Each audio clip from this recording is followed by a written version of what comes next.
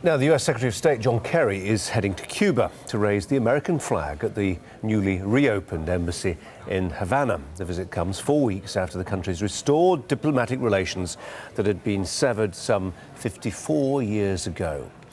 Well, Diego Moya-Ocampos is a senior Latin American analyst at risk consultancy firm IHS. Very good morning to you.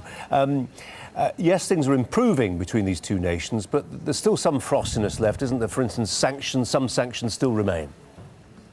Yes, absolutely. Most sanctions still remain and will remain until the U.S. embargo on Cuba is lifted, something which we have to clarify isn't likely to take place in the three-year outlook.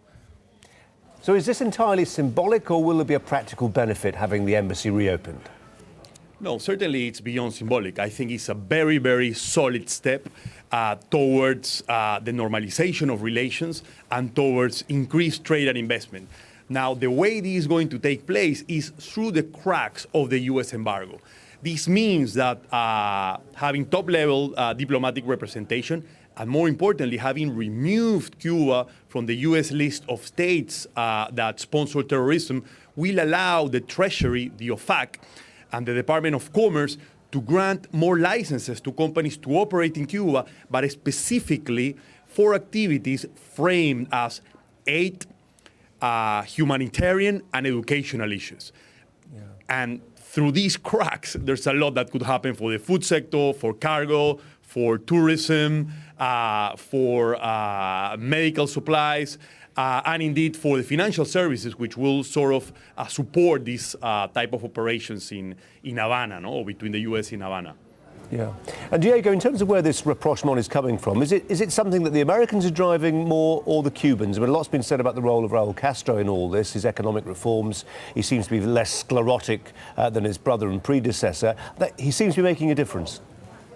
Yes, I think it's from both sides. From the U.S. side, I think it's part of the Barack administration's view that the former policy on Cuba had not worked for a long time, and therefore engaging rather than isolation has proven to be a better way to sort of try to encourage economical and political reform in Cuba. So far, we've seen movements towards economic reform, which the Cubans are refusing to call that. They're calling it an update of the socialist economic system, but we're not seeing anything from the political side.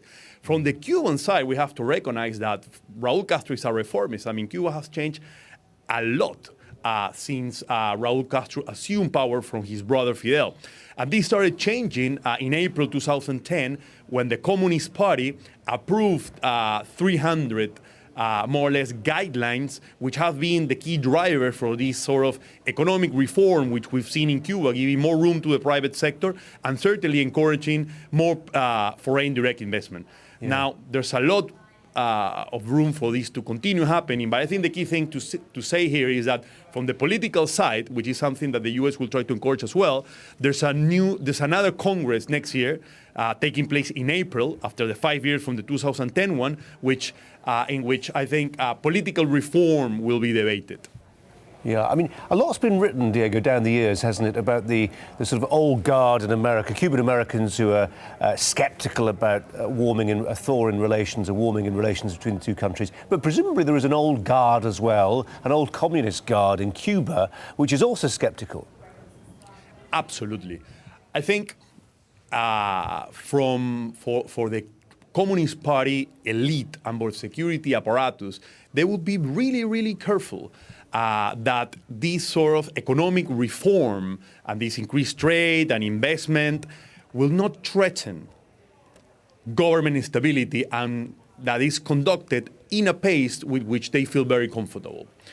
This is something which will mark the pace, I think, of this economic opening, because I think that despite the fact that it is that Raul Castro is supposed to step down in 2018, the old guard wants to be assured that the new leadership that will assume in 2018 in Cuba is going to be fully aligned with the Communist Party, and whatever political reform takes place in April next year, which we expect to be a bit more plural, but not necessarily what we would understand necessarily, or what